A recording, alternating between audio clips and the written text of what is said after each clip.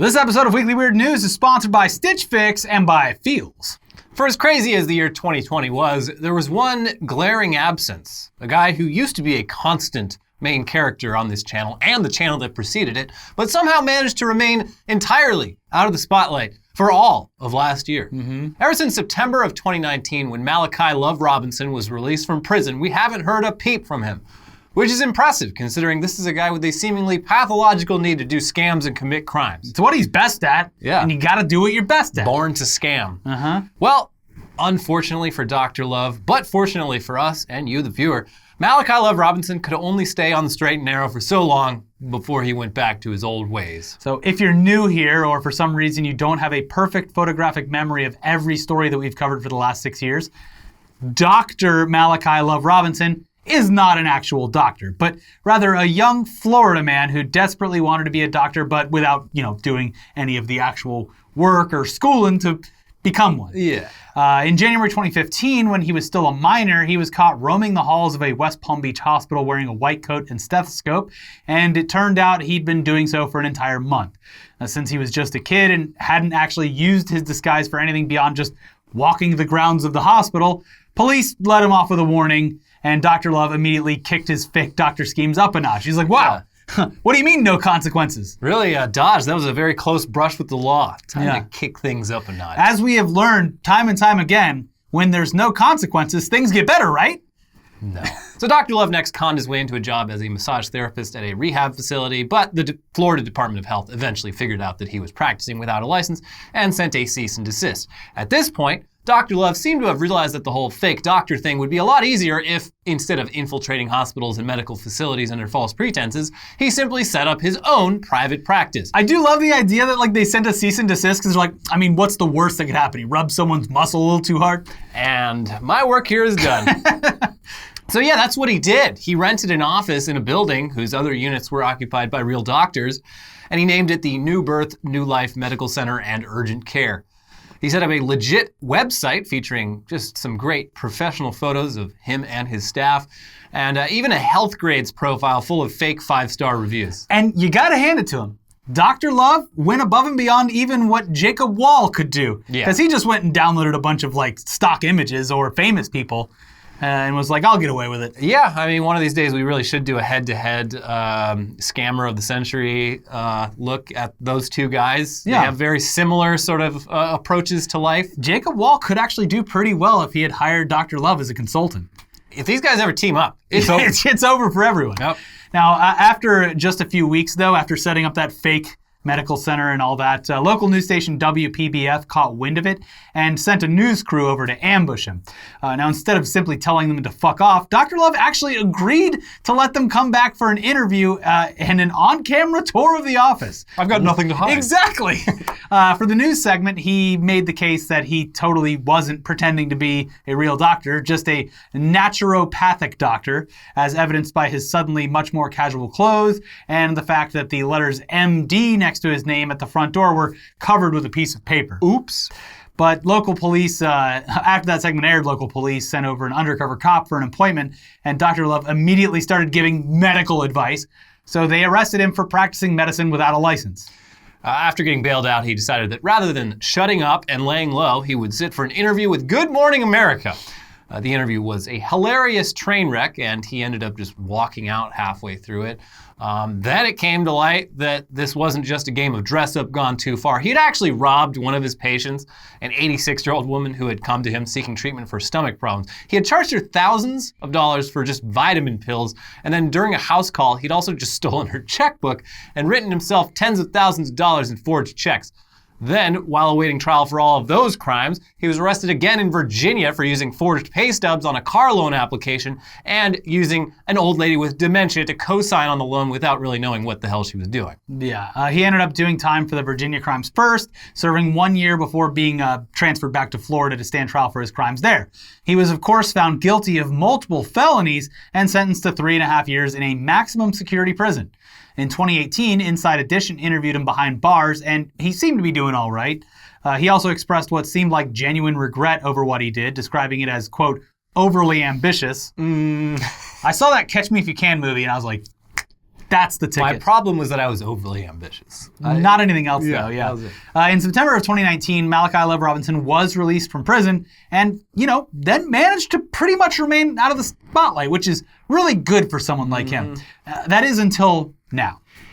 Yeah, so on January 1st, literally first day of the new year, it was reported that Malachi Love Robinson, now 23 years old, had been booked at Palm Beach County Jail on New Year's Eve, accused of stealing from the company that he was working for. So I guess technically he did not manage to make it all the way through 2020 without getting in trouble with the law.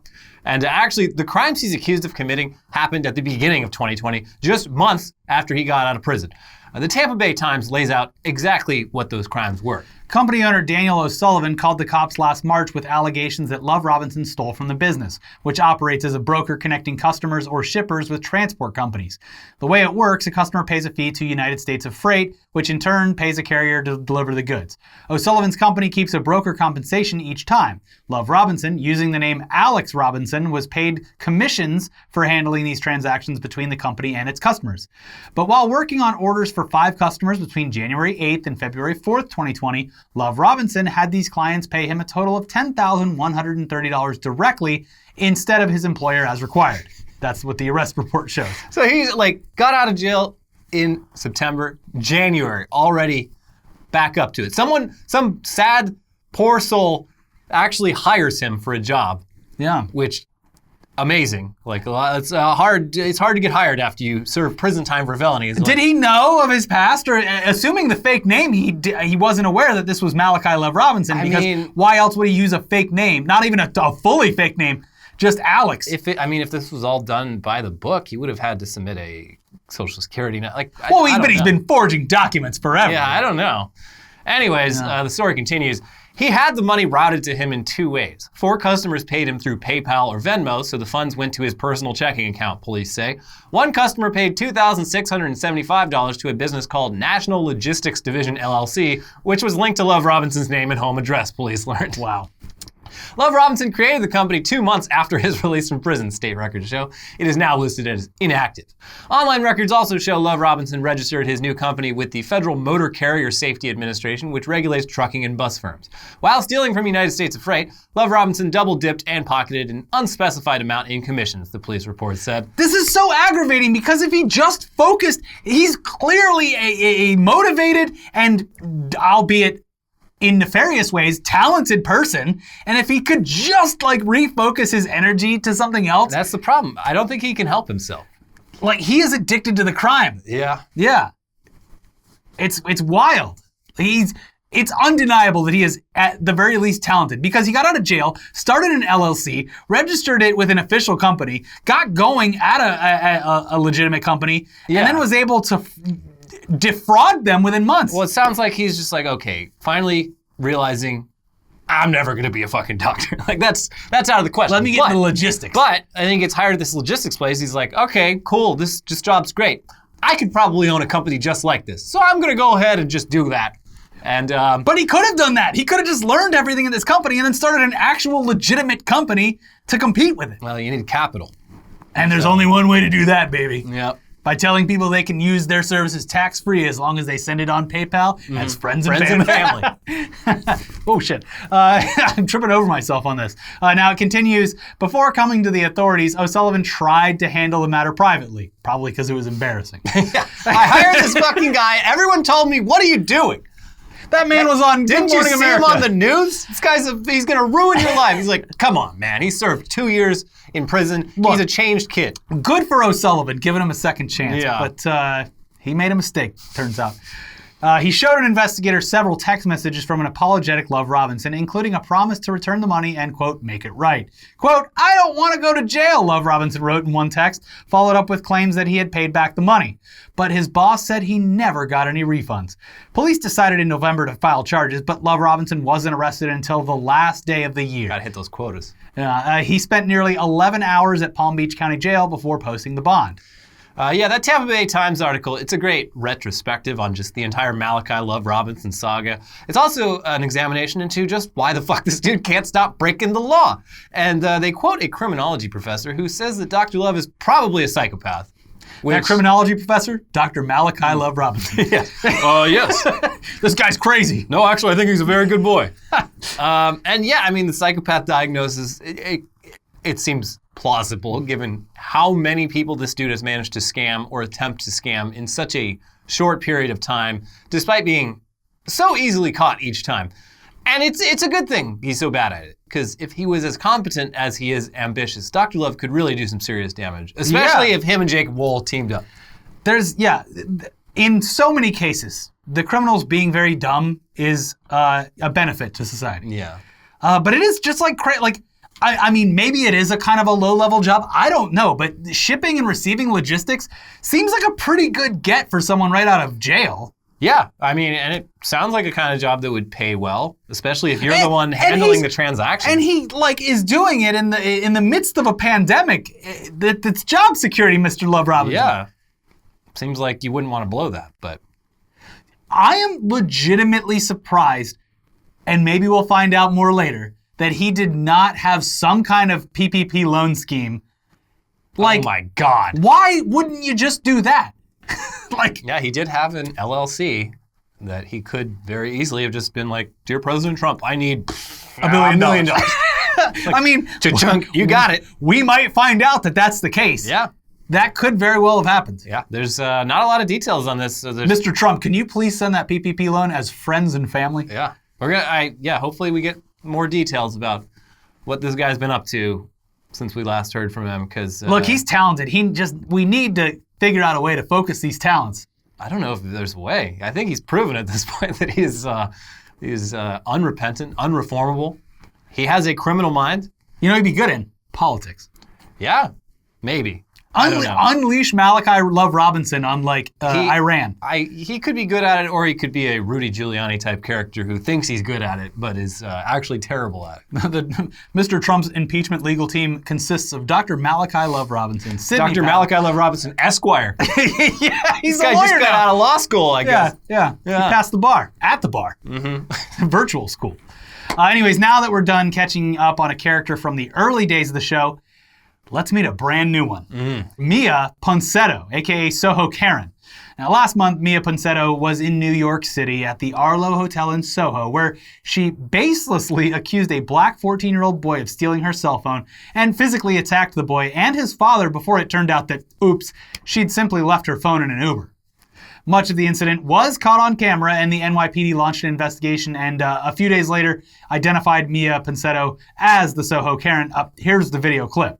Show me this is my phone. Show me. No. You don't have to explain nothing to her. Take the case off. That's mine. Literally, get it back, please. Are you kidding me? You feel like there's only one iPhone made in the world? No. Okay, then show me the. No, show me all my... you get a life. Over Yeah, there. no, What's go on your on. background? You better go use find my iPhone. Go Yeah, do that. find my iPhone is on. Can you On that come in? right No, you can't. No, I'm you the manager of can't. the hotel. I don't care. He will This right is my now. son. Hey, and Didn't you see me just come downstairs out of the fucking elevator? I'm trying to help, man. No, but you're not helping. I What am. you've been is disrespectful. No, I'm trying to settle the No. situation. My asking, son can I- has nothing to do with her. No. I'm trying to figure yeah, out what's but going he has on my in the phone. lobby. Then show me the proof. No, he's not leaving. Show me the proof. Are you Show me kidding the me? proof. You better get on. I need you away. Let's go, I kid. need you away. I'm sorry. Better get on. We have you. What you see two black people? No, I'm not letting him walk away with my phone. Wait. Better get on No, somewhere, please lady. get my phone back. I cannot not have my phone. Listen, get your ass off. See, yeah, I mean, pretty embarrassing for her. At this point, the whole thing wasn't huge news, though. By Karen video standards, it hadn't even really attracted that much attention. It was sort of flying under the radar. But as soon as the New York Post identified Ponsetto as the SoHo Karen, she decided that rather than laying low and shutting the fuck up, she would instead sit for an interview with CBS This Morning's Gail King. And wouldn't you know it, it was an absolute train wreck.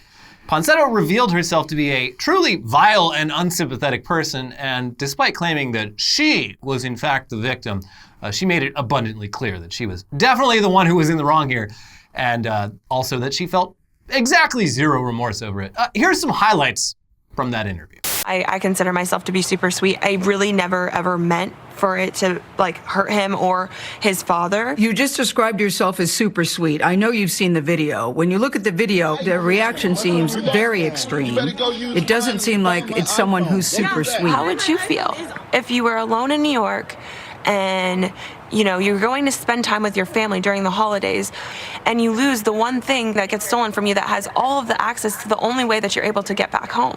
I just don't think I would randomly attack people, is what I'm saying to you. I know you said you could have handled it better, but I just don't think I would randomly attack people in the manner in which you did. I do sincerely, from the bottom of my heart, apologize that if I made the son feel as if I assaulted him or if I hurt his feelings or the father's feelings. I don't believe one mistake defines anybody, but I think when I look at that particular video, you did more than just accuse him. The video seems to show that you physically attacked this young boy.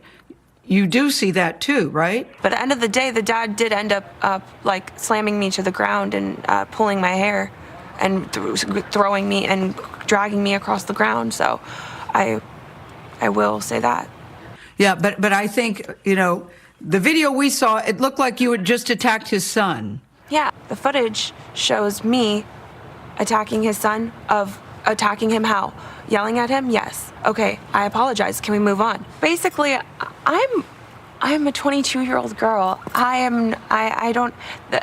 Racism how is one girl accusing a guy about a phone a crime? Where is the context in that? Miya, what is the deeper Miya, story it's here? not. That's not the problem. You have to at least understand your actions that day.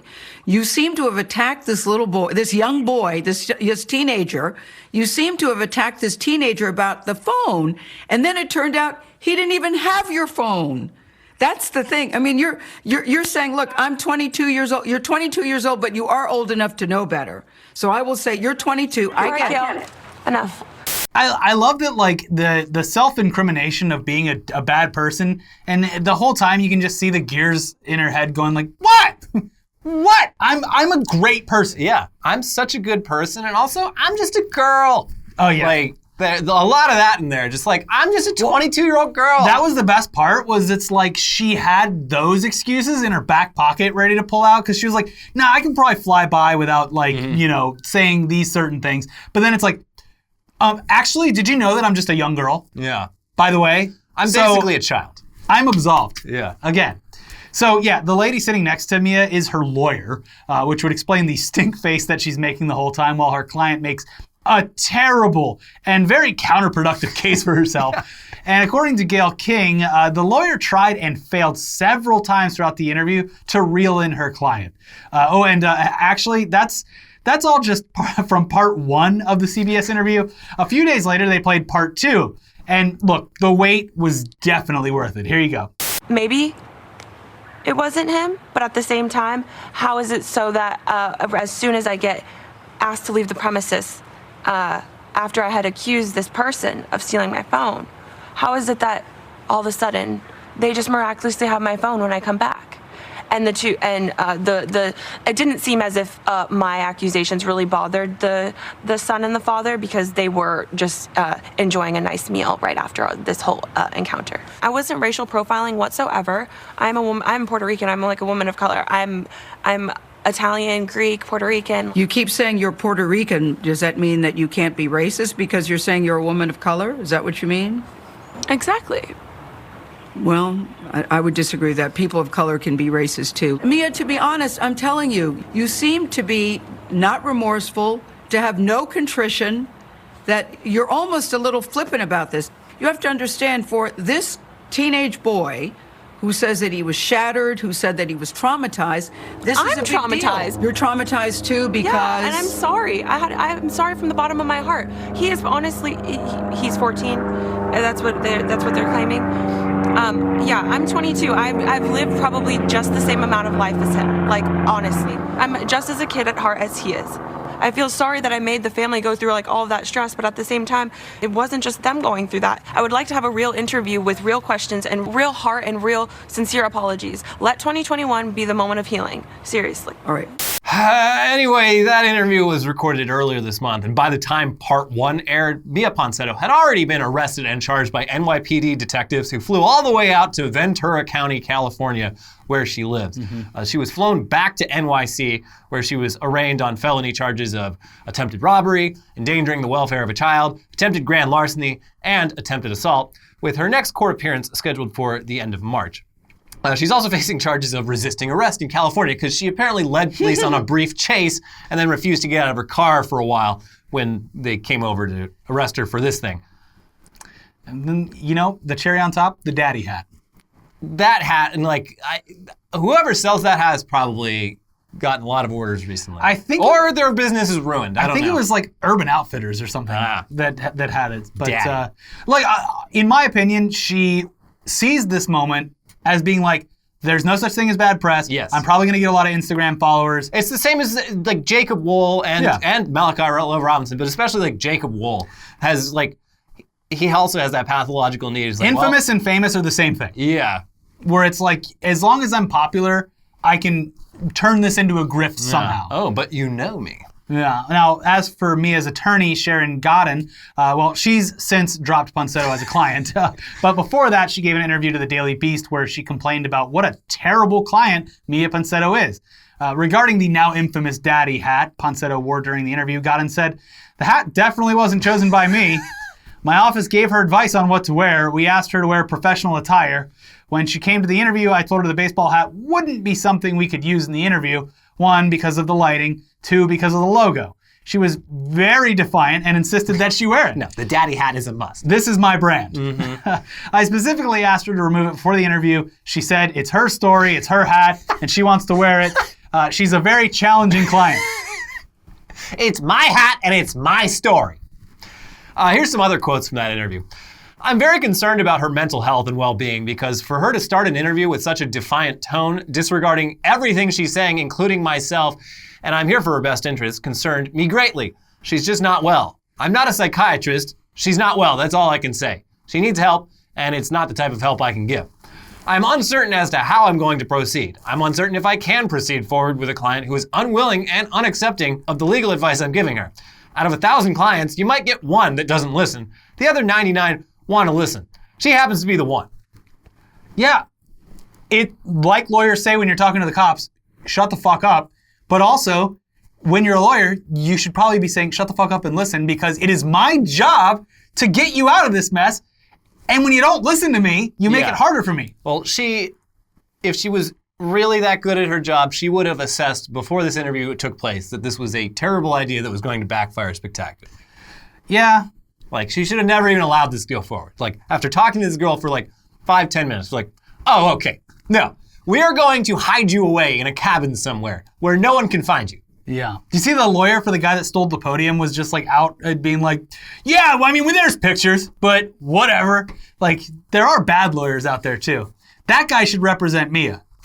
Maybe. I mean, she's caught on camera, sure. Yeah. Yes, she did tackle a 13-year-old boy for no fucking reason. She's guilty. Take her away. Yeah. But yeah, anyways, she's already said that, fuck that noise. She's dropping Poncetto as a client, and it's unclear who, if anyone, maybe the lectern lawyer, is going to represent her. Meanwhile, Poncetto was spotted by Daily Mail paparazzi arriving at Newark Airport after her arraignment, still wearing the daddy hat, because it's her brand, baby. But refreshingly, she chose to keep her mouth shut while they asked her questions. A few hours later at LAX, she was again confronted by paparazzi, and this time she was a lot more hostile. Asked, "Why did you think that kid took your phone? Because he was black, ? Poncetto responded, "No, because he did." And I've got the receipts to prove it. Follow my Instagram. Yeah. And I'll tell you everything you need to know. I mean, I'm surprised she took her Instagram down, I think, which you would think, based on how she's behaved so far, she would want to lean into it. But probably just too much negative energy in there. It's 2021. It's a new year. I hope she's the next Bachelorette. She's going to be the next Masked Singer. Oh, yeah. It's me. Boo! That's right. They put her in a rat costume. In the meantime, Miya Poncetto's other recent brushes with the law have now come to light. Back in October, she got a DUI in Ventura, and cell phone video shows her and her mother resisting arrest and causing a scene. Miya at one point tells officers that she didn't do anything. She's threatening to sue them. While cuffed on the ground at one point, she says, "I just think you guys are like a joke. There are gang members that are killing people right now, and you're arresting a girl?" Oh, she's using that again. Her blood alcohol content was reportedly twice the legal limit, so. It was, you don't understand. It was bottomless mimosas. It's not my fault. Yeah. It was brunch. It was brunch. The vitamin C cancels it out. I can't even take an Uber right now because they wear those stupid masks. And also, just a few months before that DUI arrest, in May, she had another DUI arrest. So that's 2 DUIs in a year. Not great. A few months before that, in February, she and her mom were charged with public intoxication and battery after getting in a scuffle with some cops at a hotel in Beverly Hills. So I think Miya might have a drinking problem. Yeah. I also love the idea that her and her mom just drive down from Ventura to Beverly That's Hills a long just to drive. fit in. And It's then get 2 wasted. hours. They get wasted like. Well, we gotta go 100 home miles. now. Yeah. I hope What we are you don't doing? kill anyone. Jesus, fuck. Most recently, she had also allegedly trashed a vacant New York City apartment right before the incident at the hotel in SoHo, like literally earlier in the day. From TMZ, quote, "Sources familiar with the apartment incident tell TMZ, Poncetto entered the building by using a fire extinguisher she found to destroy the doorknob and smash her way in. We're told a tenant of the building confronted her, and Poncetto allegedly claimed she rented the vacant unit through Airbnb and locked her keys inside. Our sources say Airbnb isn't allowed to operate in the building, and we're told Miya never contacted management about renting it. Once she got in, Poncetto allegedly stayed for several hours, did damage to the curtains, left mail scattered on the floor, and dirtied up the bathroom. We're told she also left debris in the hallway outside the apartment." So there's a lot of questions here. It's like, She took a huge dump. did she think it was an Airbnb, or did she literally just do a breaking and entering on an apartment? She was probably drunk and went to the wrong place. Yeah, she probably went to the wrong building, just like, why isn't it open? Why? I'm gonna use this fire extinguisher to smash this door in. All right, wait, there's no furniture in here. What the fuck? I would love This doesn't look at all like the Airbnb I listing. would love to see Netflix throw a budget at a true crime documentary about this. Yeah. Yeah. Just like, we mapped out her entire day. She had 5 mimosas over at this restaurant, and then here's the apartment she was staying in. And then it's like an animated line of her going to a different one. Yeah, I mean, she does seem like the kind of person that just, trouble follows her around, but she's also the kind of person that's like, I hate drama. Seems like her mom's I a just bit of hate- an enabler, too. Yeah. Seems like her mom's like one of those, like, my daughter's my best friend. Yeah. Well, yeah. For sure, Well, they're always getting into hijinks together. some parenting, there's definitely been some parenting problems here based on Now, we everything. can't say that, Elliot. Neither of us have children, so obviously we're in the wrong. As here. a mother. So anyway, yeah, Miya Ponsetto, she's got a lot on her plate right now, legally speaking. And she also just seems like an all-around terrible person. But she's definitely a character that we're going to be keeping track of moving forward, and it's always nice to have a new character. Yes, she's definitely one of the ones that is going to pop up over and over I again. watched that Gail King interview more than, like, I watched just about it. More than I've listened to some of my favorite songs. I watched that shit on repeat. And, and I kept saying, what are you doing? And like the whole time you know, watching it. people like to say online, like, I screamed. I literally screamed at multiple points in there. Like, the part where she shushes Gail King, I was like, what? Holy shit. The part where she says she can't be racist because she's Puerto Rican, I screamed. Yeah. It's incredible. There's a lot going on there. There's a lot of like barricades put up for people to make people act normal in interviews, even if they've done something wrong. Yeah. And she just moved them all.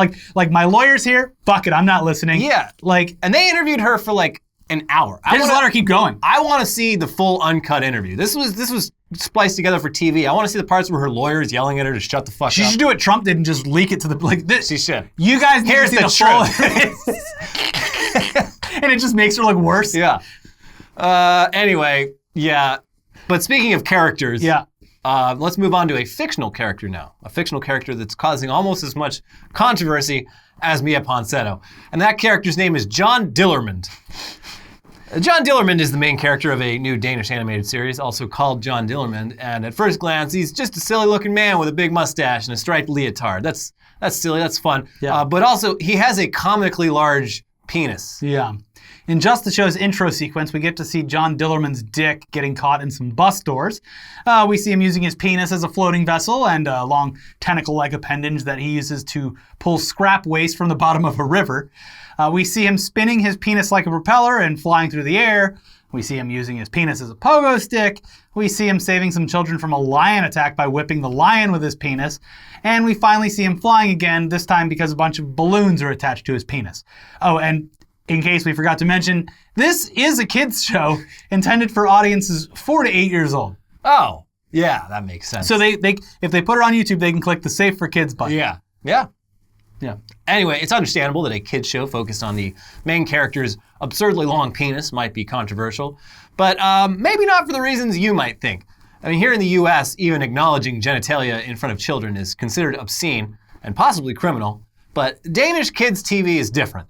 One of the most popular Danish children's TV personalities is Uncle Raya, who curses and smokes. The show Geppetto News, which looks a lot like Sesame Street, features a character who cross-dresses. And last year, a Danish kids show featured full-on nudity in a segment about body acceptance. So, it's different cultural norms. Yeah. For sure. So the controversy in Denmark over John Dillermand isn't about the mere presence of the penis, but rather how it's used. From The Guardian, quote, "Since premiering on Saturday, opponents have condemned the idea of a man who cannot control his penis. Is it really the message we want to send the children while we are in the middle of a huge #MeToo wave?" wrote the Danish author Anne-Lise Mastrand Jorgensen. Christian Groes, an associate professor and gender researcher at Roskilde University, says he believed the program's celebration of the power of male genitalia could only set equality back. Quote, "It's perpetuating the standard idea of a patriarchal society and normalizing locker room culture that's been used to excuse a lot of bad behavior from men. It's meant to be funny, so it seems as harmless, but it is not. And we're teaching this to our kids. We need to have a character that is equal but different, and she needs to have the deepest vagina you've ever seen." A vagina that's like... she's always hiding things in it. It's like the afterburner of a jet engine. She's just like, she uses it to get around. and she can like put fruit in it and shoot it at people like a gun. Yeah, and there's like, someone was gonna get hit by a bunch of random debris, but she steps in front and holds her giant vagina up, and it blocks everything, and that baby in the carriage was saved. There's like a fire, and she puts it out with some big queefs. Yeah. This is how we fix the John Dillerman show. Yeah, equal but different. Make it not problematic anymore. Exactly, yeah. And then, crossover episode, they fuck. They fuck. From like hundreds of feet away. Yeah, it's wild. But yeah, I mean, those people, they see a problem with it. Maybe not the same problem you might see with it. But others in Denmark, they don't see what the big deal is at all. From that same article, Erla Heinesen Høisted, a clinical psychologist who worked with families and children, said she believed the show's opponents may be overthinking things. Quote, "John Dillerman talks to children and shares their way of thinking, and kids do find genitals funny," she said. "The show depicts a man who is impulsive and not always in control, who makes mistakes like kids do, but crucially, Dillermand always makes it right. He takes responsibility for his actions. When a woman in the show tells him that he should keep his penis in his pants, for instance, he listens, which is nice. He's accountable." Hey, there you go. It teaches kids to put your dick away. Put your dick away. If someone asks, put it away. When someone asks you to put your penis away, do that. But also, it's hilarious when you use your penis as like a weapon and... a lasso. And a lasso, and like, it's just funny. Yeah. Penises are funny. But don't try to slap a tiger in the face with it. No. Now, speaking of stuff going on in the rest of the world outside of the US, Madrid is generally a pretty warm city by European standards, but it recently had the most snow that it's gotten in over half a century. This winter has been insane everywhere. Yeah. Everywhere. It's real weird. It's caused billions of dollars in damage, but for the most part, it seems like the people of Madrid are taking advantage of this once-in-a-lifetime situation, as evidenced by some videos posted in this thread from Twitter user NazTillBrooklyn. Here's a guy riding a dog sled through the streets of Madrid. Here's some dudes building a giant penis sculpture that's so anatomically accurate that we have to actually blur it. Here's a couple dozen people having a huge impromptu snowball fight in the street. Here's someone on skis being towed through the streets by a car. It's fucking awesome. Yeah. I want to do that. Here's another guy on skis propelling himself down the road with a giant fan mounted to his back. Here's John Dillerman propelling himself down the streets by whipping his dick around. Here's some people rolling a huge snowball in the midst of another massive impromptu snowball fight in the street. Here's a snow sculpture of two people fucking on the hood of a car. Here's someone in one of those inflatable T-Rex costumes roaming the empty streets alone. And finally, here's someone trying and failing to drive their car out of the exit of an underground parking lot. Oof. Now, honestly, as people who also live somewhere that doesn't often see a typical white winter.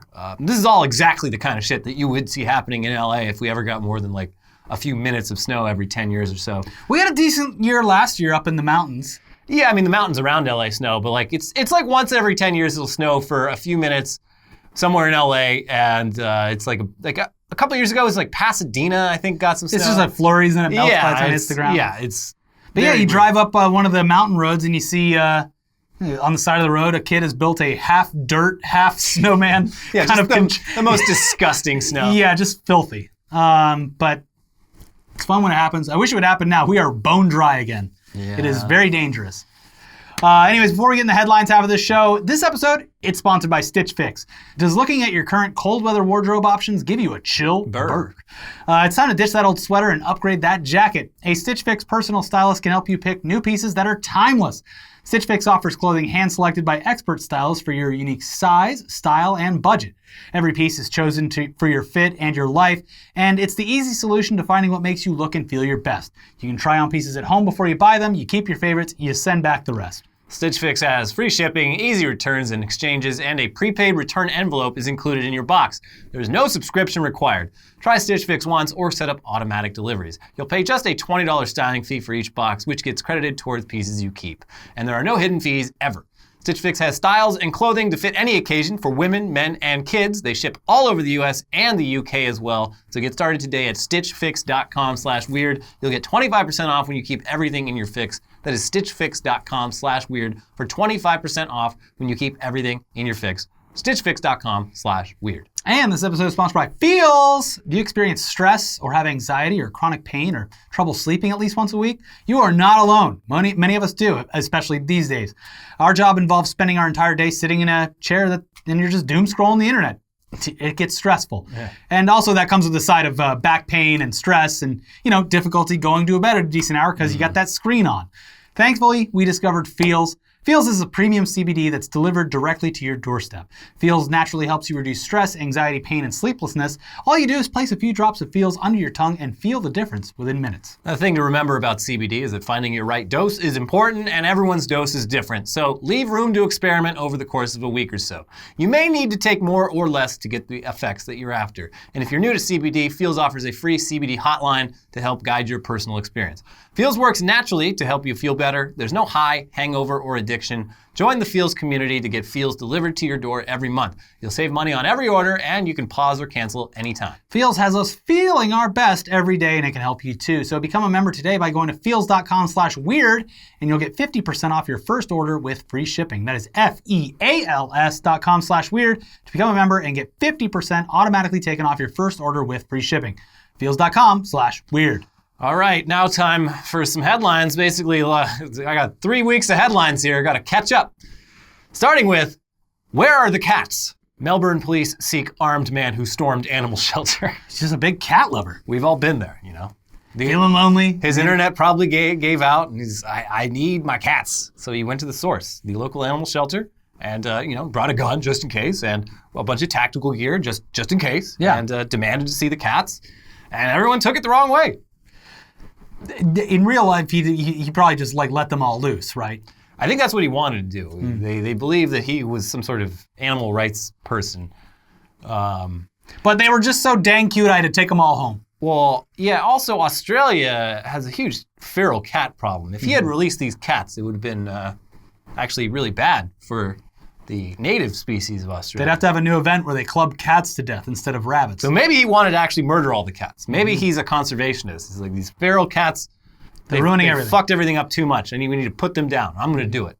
No more pussyfooting, as they say. Jamie Lynn Spears implicates Elon Musk in the death of her cats. Yes, that's Britney Spears' sister. Yes.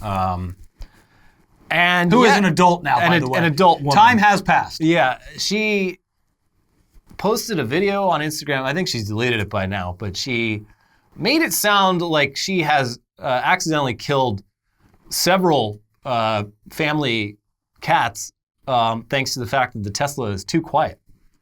Oh, like hitting them, they won't get out of the way? Or yeah, something? Like she's pulling out of the garage and the cats don't hear the engines. She runs by. That's what it sounds like. There's a lot of questions, a lot of unanswered questions. Well, about this. Look, Jamie Lynn, you get one. Yeah. And then after that, you're like, oh, I'm going to be a little more careful now. Yeah, at one point she's like, I don't even want to tell you guys how many dead cats we're talking about here. How many cats have you killed? I'm assuming a lot. Like to the point where she's like, this is getting out of hand. Oh my God, another one. Yeah, I mean, I don't know. Maybe keep your cats away from the driveway and the garage. Yeah, she's demanding that Elon Musk install some sort of like ultrasonic device to the car to make it... There's a horn. Just honk the horn a couple times before you fucking leave. Yeah, you could do that. That's a good short-term solution right there. It's a cat murderer. Yeah. Serious. Ah, jeez. All right. Another one. Well, let's go to the animal shelter and get a new one. And then, like at that point, it's like for her, it's like she's not even getting attached to these cats anymore. Oh, she's not even providing them with a loving home because she's like, well, I'm gonna kill you in a couple weeks. We're running out of space in the garden. We've buried so many cats back here. Beautiful flowers. We got a full-on pet cemetery going. Yeah. This is all Elon Musk's fault. I look forward to 2022 when Jamie Lynn Spears is mauled to death by zombie cats. Yeah. Be careful. A man injected himself with magic mushrooms, and the fungi grew in his blood, which put him into organ failure. But what a ride. Actually, no. From what I've read, like, because of the nature of psilocybin and like the way he did it, like he just boiled it in some water and... Didn't work? Yeah, I don't think he did it the proper way for like blood. Because like, if he had drank it, he would have gotten high as shit. But injecting it into your veins, like certain things need to be happening chemically for it to work. But yeah, fungi, double bummer. They grow in the dark and pretty dark in those veins. So yeah, he's like, man, these magic mushrooms suck. Also, I'm dying. Yeah, like injecting it in your fucking like, you don't need to do that. Mushrooms are strong. Just eat a couple extra. Just eat more. If they're not strong enough for you, you eat more. Yeah, very easy to regulate. Very easy. Yeah. Put it in a blender, add some fucking like peanut butter, some sugar. Or just eat them gulp raw. That shit down. Yeah, I think they taste just fine raw. They taste okay. Very earthy. Yeah, very earthy and chewy. Very, sometimes they take a bit longer to... This is all hypothetical with an asterisk. But make sure you click that button on the monetization thing now. The drugs? Yeah. Yeah. 12-year-old DJ has equipment seized after rave in school toilets. Fucking legend. Yeah. That's how you get legend status in school. Yeah. He sent out an invitation on Snapchat. He's like, to all the year 8 boys, come on down. We're going to have a party, have a rave in the bathroom. Or in the toilet, as they say over there, which I think is hilarious. It sounds like he had a DJ booth set up on the toilet? Inside the toilet bowl. Yeah. But that's the thing. It's like in much the opposite way of that girl Miya getting arrested. Like she doesn't look cool because she's actually a bad person who was doing bad things and continued to dig her hole. This 12-year-old having his DJ equipment seized. Yeah. That's actually even cooler and adds to the coolness level. Yeah. And like luckily this kid's mom was like, I'm not even mad at him. I appreciate, the kid's got moxie. Yeah. He's being punished by the school, that's fine, You try to get a bunch of young boys together to do something. Yeah. This kid, he's going to be an event promoter. Yeah. He's going to be very also, successful. I mean, just look at what the coronavirus has done to the live music, the world of live music. Yeah. We need bathroom raves more now than ever. Look, if these kids are going to be in school together all day, they might as well have some entertainment every once in a while. Yeah. Yeah. Yeah, I watched his mom posted a little clip of him at home practicing his DJ. He's playing like EDM versions of kids songs. There you go. This is great. Yeah. This kid's got a future.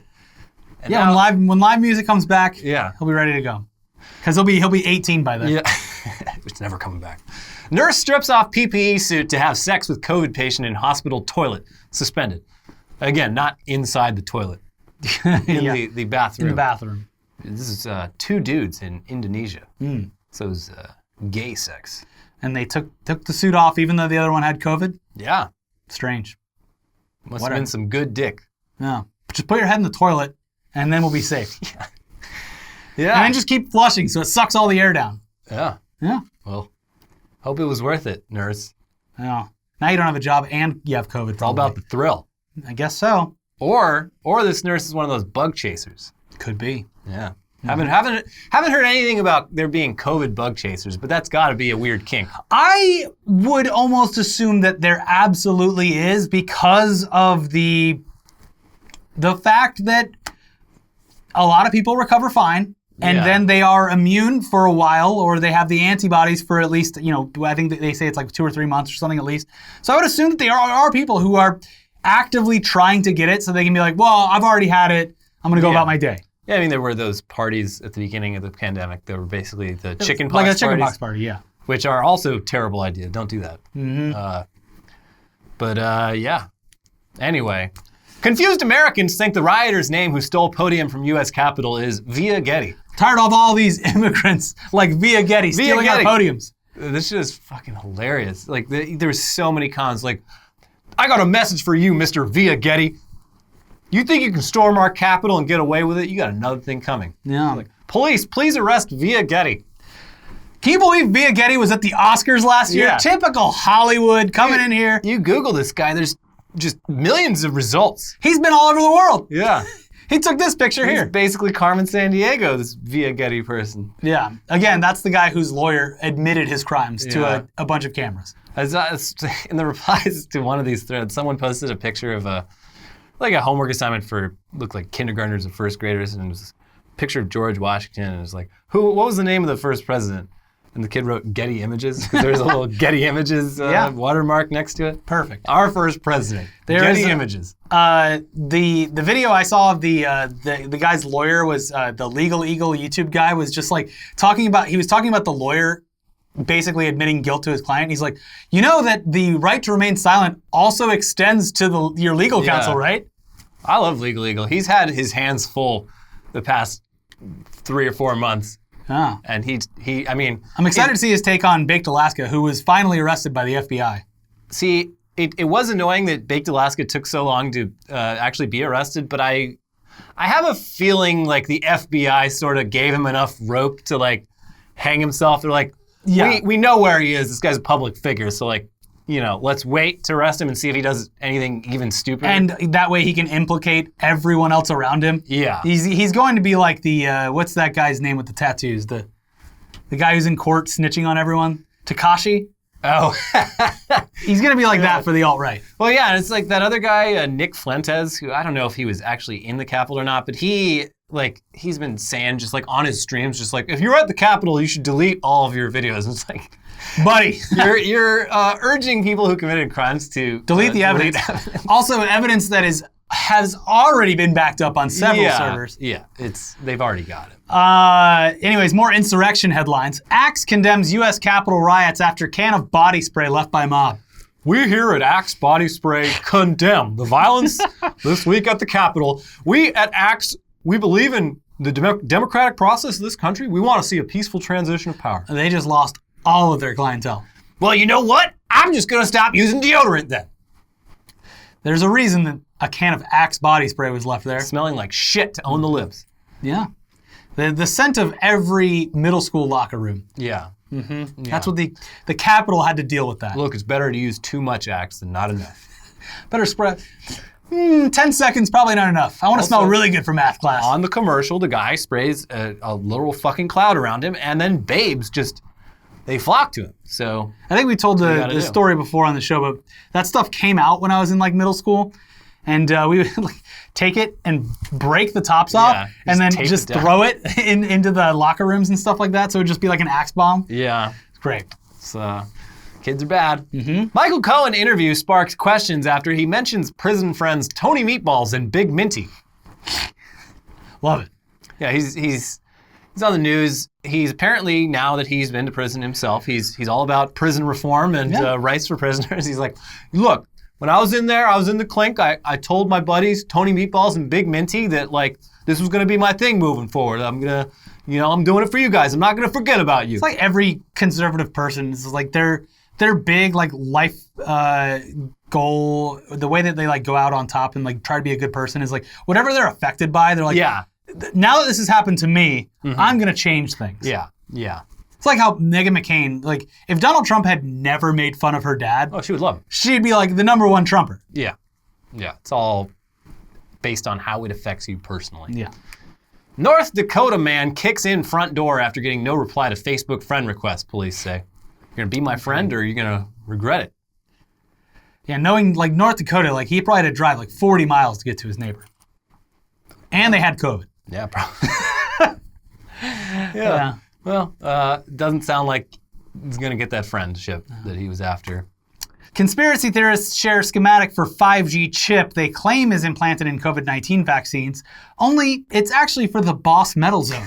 It's a guitar pedal, right? Yeah, it's the Metal Zone. It's probably the most popular distortion pedal for people who play punk and metal music. It's a very divisive pedal. Some people love it, some people hate it, but it's definitely the most popular. And some joker released this. I think it was Italy is where it spread originally, but they literally just changed one piece of text from the schematic to 5G chip. But there's still like labels for foot switch and like distortion circuit. No one's reading that. They're looking at that. They're like, "Yep, that looks like someone made it up in a lab." Yep, got spread around, and we all had a laugh. But could just be viral marketing for the Roland Boss Corporation. No, you know that like there's a decent amount of people out there who have never even heard the correction or the joke that it was a pedal. Did you see and that it's like, chart? yeah, no, they still believe it. Mm-hmm. Yeah. Yeah, maybe. It's like all the people posting the vaccine videos now. The vaccine made me do this. And it's like Nathan for you like dancing or something like that. It's like, it took control of this man's body. So then someone's going to see that and not know who he is and be like, you see that? Yeah, this is like, I mean, spreading dumb fake news is fun, but people are so dumb that it is probably counterproductive. Mm-hmm. Like, did you see that the fucking LA Fire Department, they were first in line for the vaccine, and about like half of them have gotten it, which is good, but the other half are just not interested. Yeah, Like, I saw a bunch of like, chances. reasoning behind that. It's like a certain amount of them have already gotten it and gotten over it. So they're like, yeah, what do I need that for? Because your immunity only lasts a short amount of time. And it got so bad where the city of LA was offering them prizes in order to get vaccinated. And apparently some are like holding out for like, well, if we wait a little bit longer, they'll probably give us iPads. Instead of like, tickets to a future Dodger game. Are we not paying our firefighters enough? I'm very pro-fire. This last year has made me very pro-firefighter? Pro-firefighter just on account of being like anti-cop. Well, but now I'm rethinking things. The fire chief's excuse is like, much like with everything else, the fire department is a reflection of society, and there's probably 40% of the people out there don't want the vaccine. I guess. Yeah. God, we're never getting out of this. It's gonna be a while. Paul McCartney says he talks to late Beatles bandmate George Harrison through a tree. Good for him. Hello, George.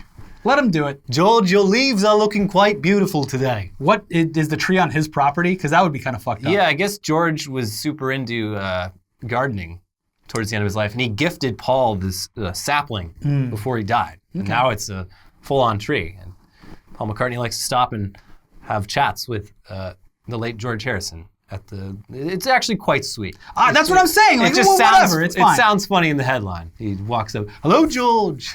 The headline's disingenuous. How are things in the world of trees today? It's mean on purpose. George, remember the time we all masturbated in a room together? They did it in the dark, right? We turned off the lights and we all beat our meatles, as they said. Anyways, I'm going to have a bit of the old in-out right now with the tree. You don't mind, do you? It's my property. I can do what I want. It was a gift. It was a gift, George. But good for him. Yeah. Reconnecting with his old friends. Mm-hmm. Mm-hmm. Speaking of Britain. British PM Johnson's father applying for French citizenship. Yeah, that's got to suck. You are the head of state of a country that is You made it so bad. Separating from Europe in just the worst possible way. And your dad's like, all right, well, see ya. I'm going to go live in Europe, where I used to live before you did your thing you did. Yes. Yeah. Apparently, I didn't realize this because his dad had his back quite a bit during the last election in the UK. But his dad voted to remain, and it was like very anti-Brexit. So yeah. But you got to support your boy, I guess.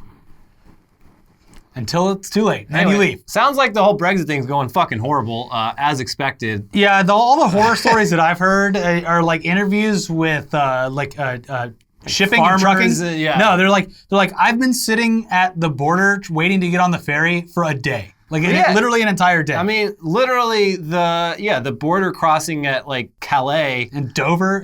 was never designed as an international border crossing. It was designed as just a water crossing without customs and anything like that. And even back then, it was slow as fuck. And like now they have to do a full like customs inspection of everything that crosses. It's gonna take fucking forever to get anything across. Yeah, I was like listening to NPR and they're interviewing drivers like, yeah, I just went to sleep for a while. Woke up, I haven't moved, nothing. It's just a nightmare apparently. Yeah, and there's all these guys, like there's this one guy who's an eel farmer, and like most of his business was selling eels to Europe. No, he did anything. And now his business is like completely dried up because in Britain like eel is not super popular, and It's his job to make it popular. and it's because like no one in Europe's gonna buy his fucking eels because they have to pay customs duties on it. It's like no, I'll just buy from someone else. Fuck it. It is bad, but you love to see the consequences of their actions so quickly and so like definitive. Yeah, well, I mean, the problem is these people, all the people who voted leave and are facing these consequences, like they'll be dead in 10 years. The people who are really going to suffer are the young people who actually voted to remain, because it's going to take, it took so long for the EU to get where it is today. Like Britain, like they can't just flip the switch back and be like, all right, Snip, snap. we'd like to be let back in, please. It's going to take a very long time to fix this, if it ever gets fucking fixed. Yeah. But yeah, it is funny in the meantime to see. Well, if it isn't the consequences of my own actions. Next headline, blood everywhere. Aggressive squirrels terrorizing and attacking New York City residents for weeks. Is it, I mean, I assume just like the monkeys, they're not getting as much trash and food because of the pandemic, that they're getting more aggressive. It could be, although you would expect rats to be the ones in New York City really feeling the effects and going crazy over that shit. But squirrels are the kings of the above ground. they are. Squirrels are, Because they can get away with it because they're cute. Rats, someone sees a rat, screaming. disgusting. Oh, jeez. Ew, it's got a slice of pizza. Squirrels, it is their kingdom, especially during the day. People Yeah. don't care about squirrels. And they can fuck you up. These people. As proven. Yeah, it really is blood everywhere. And they don't think it's rabies because squirrels don't really get rabies. It's super rare, so they don't know what's going on. But if you're in New York City, be careful. The squirrels are acting up. Yeah, well, it's also winter now, too. Shouldn't they have like a whole tree full of nuts to sit and pig out on? Maybe they fucked up. Yeah. Maybe they forgot where they buried all those acorns. So that could be it, too. We'll get to the bottom of it, I'm sure. Yeah. Everyone copes differently. Man receives his own taxidermied leg just in time for Christmas. It's every boy's dream. Yeah, this guy got hit by a motorcycle a few years ago, lost his leg, and managed to get someone to take all the flesh away from it and rearrange the bones and put it in a little platform for him. And so now he's Put a lampshade on top and put it in the window. Yeah, he's got his old leg. Just there it is. This isn't the same guy who the hospital let him keep his amputated leg and then him and his friends ate some of it? No. That happened. Ugh. They said it didn't taste bad. This is a lot more normal than that. I guess, on the scale of weird to normal. I mean, like, I would probably want to do the same thing if I had, like, a limb removed. I'm like, they're just going to throw it in the trash. No, like, it would be funny to keep it around. Nah. Like, there it is. You send it to heaven where it's waiting for you. No. I would keep the hand. Okay. Just to have it. No, you send the toe up to Canada. Well, yeah, if it was a toe, I would send it to Canada. Yeah. But any other limb, I'm taking that to a taxidermist. I'm getting it mounted in maybe one of those glass domes. Yeah. Just a little curiosity, a little curio for my mantle. There it is. There it is, My leg. Man caught on video rollerblading naked on Ohio highway while wearing a panda head.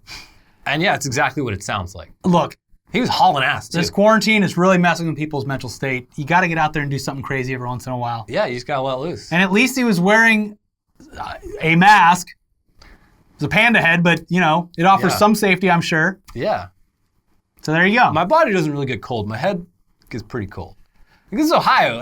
Ohio is pretty cold lately. Was he arrested or he got away with it because of the panda head? You don't know who he is. I don't think they found him. So there you go. A perfect crime. And a cool crime. Yeah. Cold crime. A very cold crime. Burr. His penis was probably the size of a bean. Yeah. From all that cold. Definitely not a John Dillerman. And final headline, yes, Neanderthals and humans had cave sex. But did they kiss? And the answer is yes. Oh, that's good. They found microbes or some shit on, like human microbes on the mouths of Neanderthals. And also they found that the Neanderthals gave us HPV. Damn Neanderthals. But we gave them herpes. Damn us. Yeah. But there was a whole lot of Damn us. back then. We won in the end, though. Yeah. I think it's like most Northern Europeans are like 5% Neanderthal or something like that. Well, like people from like Norway and No, I mean like even Germany, I think. Yeah. What about us?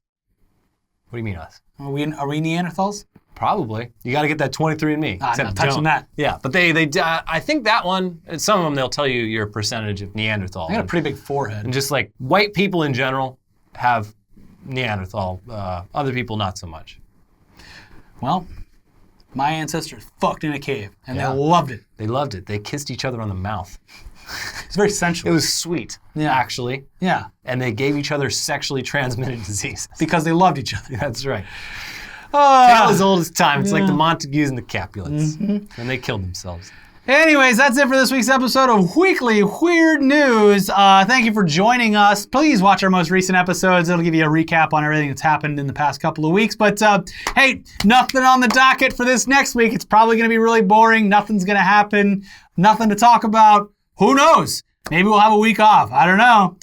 I'm sure it's going to be very boring. No one's going to be talking about anything. See you Wednesday for the inauguration. Yep. See you then. Watch our other videos. Hit the subscribe button. We'll see you soon. Bye-bye. Bye.